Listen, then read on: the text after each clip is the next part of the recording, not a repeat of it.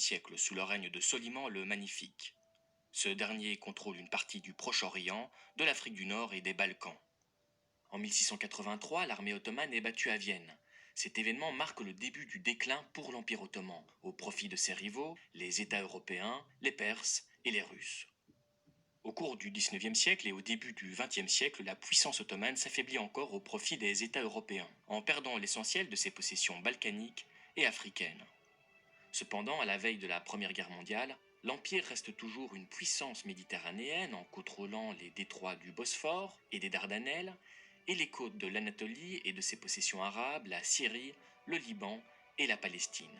Malgré la perte de ses territoires balkaniques et africains, l'État ottoman demeure en 1914 un État multiculturel.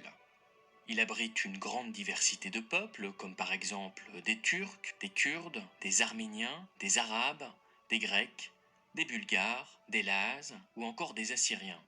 La grande majorité des habitants sont des musulmans sunnites, mais on y trouve aussi des chiites, des chrétiens, divisés en une multitude de courants religieux, et des juifs. Plusieurs religions orientales sont aussi représentées dans l'Empire.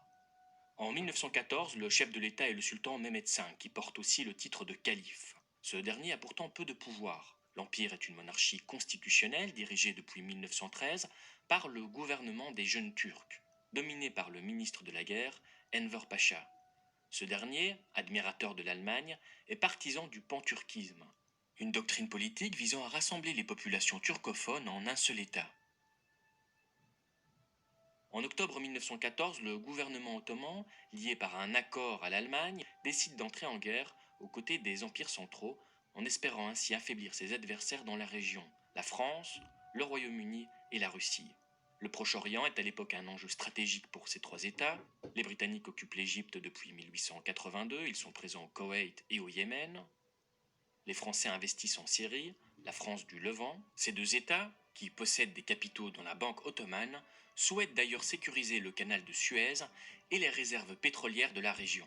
La Russie a quant à elle des ambitions sur Constantinople et la région des détroits. En 1915, les Alliés tentent de débarquer dans les Dardanelles, mais ils sont repoussés par l'armée ottomane. Dans l'Empire, la répression frappe les élites politiques arabes et certaines minorités, comme les chrétiens du Liban, les Grecs pontiques et les Assyriens.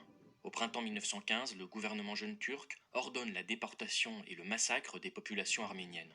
L'année suivante, les Britanniques tentent de soulever les populations arabes de l'Empire en leur promettant l'indépendance. Faisal, fils de Hussein, mène une guérilla contre l'Empire. Les Français et les Britanniques envisagent dès mai 1916 un partage de la région en cas de défaite des empires centraux. Ce plan est élaboré par deux diplomates, le Britannique Mark Sykes et le Français François-Georges Picot. Selon ce plan, en cas de victoire des Alliés, le Proche-Orient doit être découpé en 5 zones. Une zone administrée directement par la France, comprenant le Liban actuel et la Cilicie, une zone d'influence française formée du nord de la Syrie actuelle et de la province de Mossoul, une zone administrée directement par le Royaume-Uni, comprenant le Koweït actuel et la Mésopotamie, une zone d'influence britannique, comprenant une partie de l'Irak, de la Palestine, de la Jordanie et de la Syrie, et enfin une zone d'administration internationale comprenant Jérusalem et Saint-Jean d'Acre. Les gouvernements russes et italiens donnent leur approbation à cet accord. L'année suivante, avec la déclaration Balfour, les Britanniques promettent la constitution d'un foyer national juif en Palestine. Mais en 1917, le plan Sykes-Picot, révélé par les bolcheviks, est abandonné. Quand la Bulgarie signe l'armistice en septembre 1918, l'armée d'Orient est capable d'atteindre Constantinople par voie terrestre. Le 31 octobre 1918, incapable de continuer la guerre, l'Empire ottoman signe l'armistice à Moudros. Après la défaite des empires centraux, les Alliés organisent une série de conférences dans la banlieue parisienne pour décider du sort des vaincus. C'est à Sèvres que se déroule la conférence chargée de traiter du sort de l'Empire ottoman. Le traité, signé le 10 août 1920, se montre très dur à l'égard de l'État ottoman. Tout d'abord, les partis arabophones sont placés sous mandat de la Société des Nations, la France obtient un mandat sur le Liban et la Syrie, et y crée 6 États sous tutelle française. Le Royaume-Uni reçoit un mandat sur la Palestine, la Jordanie et l'Irak. Les populations arabophones se voient privées de leur principale revendication, l'indépendance. L'ouest de l'Asie mineure, dont la ville de Smyrne est donnée à la Grèce. Certains territoires de l'Asie mineure passent sous influence française, italienne et britannique. À l'est, deux nouveaux États doivent être créés. La Grande Arménie, regroupant les territoires arméniens, ottomans et russes, et le Kurdistan. Enfin, la ville de Constantinople et les détroits deviennent zone internationale. Le traité de Sèvres sanctionne lourdement l'Empire. Le territoire ottoman passe d'1 780 000 km² à 420 000 km² et est cantonné au nord-ouest de l'Asie mineure. Pour une grande majorité de la population turque, le traité est inacceptable. Mustafa Kemal, un militaire de carrière, prend la tête de la révolte. Il fonde un deuxième centre de pouvoir à Ankara. Son armée inflige plusieurs défaites aux Arméniens, aux Français, aux Italiens et aux Grecs. Le 1er novembre 1922, l'Empire est aboli et la République de Turquie est proclamée. Après 4 ans de conflit, Mustafa Kemal peut imposer un nouveau traité aux Alliés. Ce traité, signé à Lausanne en 1923, reconnaît la légitimité et l'indépendance de la République de Turquie. Mustafa Kemal en devient le premier président. Les Français et les Britanniques conservent leur mandat au Moyen-Orient. La Grèce perd les territoires d'Anatolie occidentale et doit accueillir 1 500 000 réfugiés. Cet exode prend le nom de Grande Catastrophe. De Grèce, 350 000 musulmans doivent quitter leur foyer pour la Turquie. Les principaux perdants sont les Arméniens et les Kurdes qui n'obtiennent pas d'État indépendant.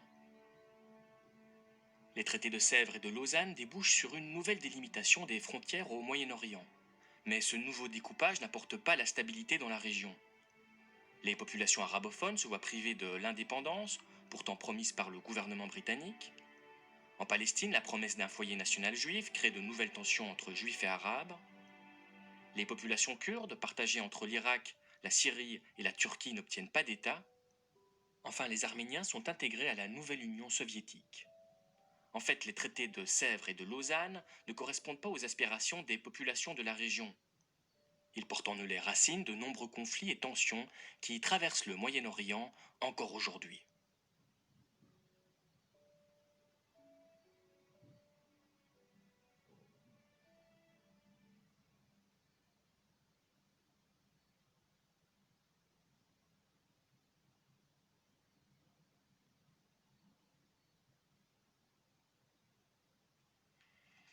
En 1815, après la défaite de Napoléon, la péninsule italienne est morcelée en plusieurs États indépendants.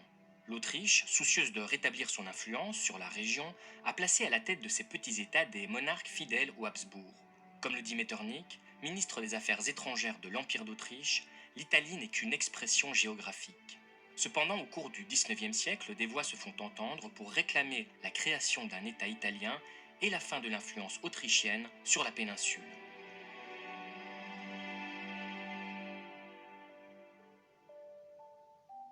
Après la défaite de Napoléon, les puissances victorieuses organisent une conférence internationale à Vienne en vue de réorganiser le continent européen. 4 pays dominent le Congrès de Vienne: le Royaume-Uni, le Royaume de Prusse, l'Empire russe et l'Empire d'Autriche. Après la conférence, la péninsule italienne est divisée en plusieurs États indépendants: le Royaume de Piémont-Sardaigne, les duchés de Parme, de Modène et de Toscane, les États de l'Église et le Royaume des Deux Siciles. Au nord, la Lombardie et la Vénétie, peuplées majoritairement d'italophones, sont cédées à l'Empire d'Autriche, qui exerce une forte influence politique sur la péninsule italienne. Cependant, de nombreux nationalistes italiens rêvent d'unifier la péninsule. L'un d'eux, Giuseppe Mazzini, fonde en 1831 le mouvement Jeune Italie, une organisation politique qui a pour objectif de constituer un État italien unifié. En février 1848, à Paris, une révolte renverse la monarchie constitutionnelle de Louis-Philippe. Cette révolution provoque un véritable séisme en Europe. Un peu partout, des révolutionnaires suivent l'exemple parisien. La péninsule n'est pas épargnée par cette vague insurrectionnelle. À Rome, le pape fuit et Mazzini proclame la République. Au nord, Albert de Piémont chasse les Autrichiens, tandis que la Vénétie proclame son indépendance. Mais cette révolte se solde par un échec cuisant. L'Autriche et la France écrasent l'insurrection. Charles Ier abdique alors que Mazzini s'exile. Au lendemain de l'insurrection, de nombreux nationalistes italiens considèrent le Piémont-Sardaigne comme le seul État capable d'unifier la péninsule. Son nouveau monarque, Victor Emmanuel II, jouit d'une grande popularité car il est le seul chef d'État de la péninsule